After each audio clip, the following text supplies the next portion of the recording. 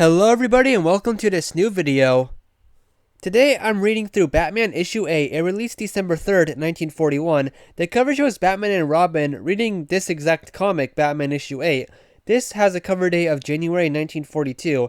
There are 4 stories under the cover. This whole issue was written by Bill Finger, penciled by Bob Kane, inked by Jerry Robinson, and lettered by George Roussos. The first story is titled Stone Walls Do Not a Prison Make. I really like this picture of the crime boss lifting up a prison and Batman and Robin on a boat, shining a spotlight beneath him. Also, the title on this page is written on what looks to be a stone tablet. This starts out with the capture and jailing of crime Caesar Mike Russo. Strangely, Russo doesn't seem to care, making jokes in holding and in court. That is because he has ordered his thugs to kidnap the warden and have one of his gang impersonate the warden. They do, and the fake warden and 3 fake guards arrive the next night. Soon, Big Mike Russo has control of the whole prison and kills any guards that don't go with it. He is using the prison as his new headquarters. Who would suspect the prison he's locked up in as his HQ? Mike lets out killers on death row to commit crimes for him, leading to a giant crime wave, and the crooks always get away, thanks to the police not thinking they are seeking refuge on the prison island. One of the crimes gets Batman's attention. It is when the crooks set up a fake movie set to get away with their actions, hoping everyone figures out it's not a movie production until it's too late. Batman recognizes one of the criminals as a gunman on death row, so he goes to the prison, the same one crime Caesar Mike is in. Batman goes to the prison to investigate throughout, getting heckled by all the inmates he put in there. He notices that Mike Russo's shoes aren't prison attire. I like that Batman acknowledges all the criminals heckling him. He has Commissioner Gordon send him as a different person in disguise as a criminal into jail. In there, Batman acts like a madman and gets into Russo's gang. To tell Robin a message, he hits a baseball over a prison wall. He then goes on a job with Russo's men. You can tell there's a lot going on in this story, huh? And a lot of Batman gimmicks appear in here, like Batman disguising himself, sending secret messages, working with Commissioner Gordon, etc. Well, Bruce Wayne's false face starts melting off in front of the other goons and it freaks them out. They correctly assume he's the Batman. Now, in the future, the same melting of a false face thing happens to Harvey Dent when he's sitting at candlelight. I thought that's a kind of cool thing to bring up. Batman and Robin get captured by Big Mike, and Batman is put in a cell about to die in a gas chamber, with Robin being forced to feed Batman his last meal.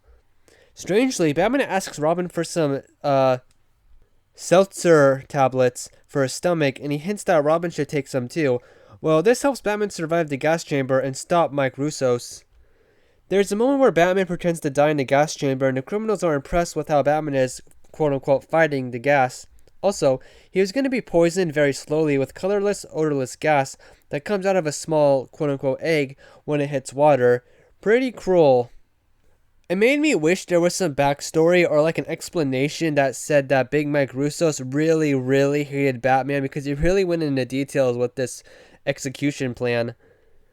I like that Robin is shown to have a gadget in his utility belt that helps him escape his cell. Robin's not in this much, but I'm actually glad he's put into every story with Batman here. I remember being younger and thinking I wouldn't like Robin being in all of Batman's early stories, but I figured that's how it was in the Batman 1966 show, and I love that show, so it shouldn't be an issue in the comics having Robin appear all the time. And as I've grown up, the more I like the cutaway moments to Robin, it makes the story have almost like a little break every now and then to focus on something pretty different. Or, well, different enough. There was a lot going on in this story. A criminal taking over a prison, a fake movie production, Batman pretending to get arrested, Commissioner Gordon appears for a second, Robin shows up for a bit, Batman gets exposed by a light bulb. Okay. Batman also pretending to die and escaping a death trap. Alright, you get the point. This story had everything, I think. When I reread it, I found myself liking it more because of all it had. I especially liked the ending stuff with Batman being held in the turned around prison, I'll call it. This is Big Mike's only appearance, but his story was a memorable one. Also, in this picture, is it me or does he kind of look like a drunk Wilson Fisk Kingpin here? The next story is called The Strange Case of Professor Radium. It's a story about a doctor who has cured death. Professor Henry Ross has just completed his experiment that his radium process can bring the dead back to life. He tested it on dogs, but his boss doesn't believe him because there's no detection of radium in the dogs, and Ross gets fired. To prove his radium works, he kills himself and comes back to life. Well, later it turns out radium is still in that dog that was brought back, and now it's in Professor Ross still. Well, his touch becomes deadly, so he creates himself a suit for everyone's safety, and now he's going after a volatile to make a cure. When the professor is stealing the volatile from a hospital, Batman and Robin confront him. Professor Radium melts a pipe Batman is grabbing onto with his hand. He has a toxic touch. Batman and Robin then swing through a window to save themselves to not fall onto the street. It was the coolest scene in the story. Professor Radium left one of his gloves at the hospital, and Bruce Wayne manages to get his fingerprints from the inside of the glove. It is a cool moment to read about how this is done, since it's a real-life thing CSI people do.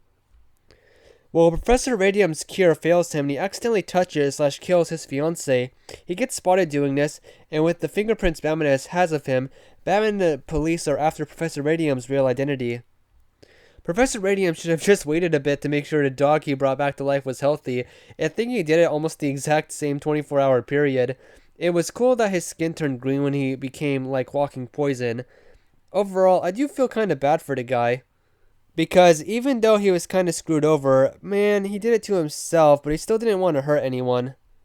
This panel on screen is so funny to me. The bad guy just responding, and yes, Batman did, a lot of the time in the Golden Age, crack jokes while fighting crime with Robin. When, at the end, Professor Radium is facing Batman and Robin, Professor Radium goes truly mad, trying to murder the dynamic duo. When Batman's swinging towards the platform Radium is standing on, the Rogue melts the crane Batman's holding onto, and with the momentum, Batman kicks the villain off into the river below. He's sinking like a log, and presumably dying. Now, this guy actually returns in the far future. Professor Radium is in a series called Battle for Bloodhaven, releasing in 2006. He's a member of the villain team, the Nuclear Legion, but I haven't read it, so that's all I know about him returning. This story was kind of sad, like I said. A good man trying to create immortality, but becomes cursed and accidentally murders and hurts people while finding a cure. Then he goes fully mad and dies at the end fighting Batman. Quote-unquote dies. He tried to fight his evil urges, going back and forth, as you see on screen, but the radium was just too much. He was a good antagonist, and a lot of the story was about him struggling with his radium poisoning. I want to include this. Take away his green skin, and he looks like a lot of the other villains that Batman, a lot of early DC villains, like not just Hugo Strange, but this guy who had a thing for clocks and a guy who had like a unstoppable brain. In the past of DC, there was a lot of antagonists who just look like this. Kind of a plain design if you take away his green skin. Okay, this next story is called The Superstition Murders. Members of a theater play throw a party while breaking a bunch of common superstitions, like opening an umbrella inside and smashing a mirror. Well, Bruce Wayne shows up, doesn't participate in the activities, and soon the members die in the ways they broke superstitions.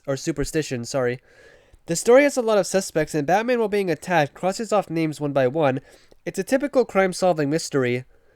I will say, I think it's dumb that this random criminal today, who probably never fought anyone before, bested the Batman at the beginning of the story. I like that the killer connected all his murders to the superstition the person broke at the party, especially this weird kill, where the guy uses a poison blow dart to hit the cat, and then the cat scratches the girl and it kills her. I'm not really sure how that works, but I'm just gonna go with it. Also, really fast, back to this panel where this guy's kicking Batman. It looks like Batman just got drunk because he's holding a little wine glass in his hand, and the bad guy takes it from him while he kicks him in the head. I know it's for evidence, but just looking at it's kind of funny. Out of context. So there's a moment where Bruce Wayne himself does some investigating, and Robin actually is the hero and saves Bruce from being smushed. Robin does a lot in this story actually, and he fights off the killer and finds one of the men killed by a broken mirror. I liked Robin having a lot more to do in here. In the end, it was the writer of the play who wanted to get rid of everyone involved in order to be the sole owner to the rights of the play for money. This was my least favorite story in the issue, but Robin having a lot to do was my favorite part. And now, the last story has the Joker and the Cross-County Crimes. This is the Joker's 8th appearance in comic books. The story opens with Batman and Robin being requested to Washington, D.C. by the head of the FBI for a celebratory parade for the hero stopping so much crime, but the Joker shows up and fires at Batman. He accidentally hits the FBI agent, but that agent survives and declares the Joker as public enemy number 1. So now, Joker is committing crazy crimes across the country, always leaving behind a little clue along the way. There is a moment where Joker gets on the radio to announce himself to Batman, a common Joker move. During their first fight here, Batman and Robin jump down using acrobatics to break their fall, but Joker manages to hit Robin on the head with a gun and hold him hostage just enough for him to escape. I was thinking that this moment could have lasted a bit longer and had more meaning with the Joker today, focusing some more attention on Robin than usual. With that said, look at this moment where Joker just kicks Robin right in the face. On this page, this is a full splash panel page, by the way, we learn that the Joker is 6'2", and we see that Batman is determined to bring down the Joker this time. I mean, this would be very serious since Joker is committing crimes across the whole country, the USA. There is a moment where Joker questions his men if they will turn him in for a reward. They both say no, and Joker gives them both a cigar, which is actually poisoned with laughing gas, and they die. I love this Joker moment. Joker did this so that he wouldn't have to split the stolen jewels.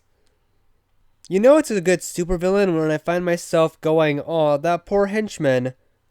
This is another moment that stood out to me. Batman and Robin rushed to Joker, who's sitting in a chair, but it was a trap. It was a mannequin dummy looking like the Joker that was rigged up to electricity, shocking the dynamic duo.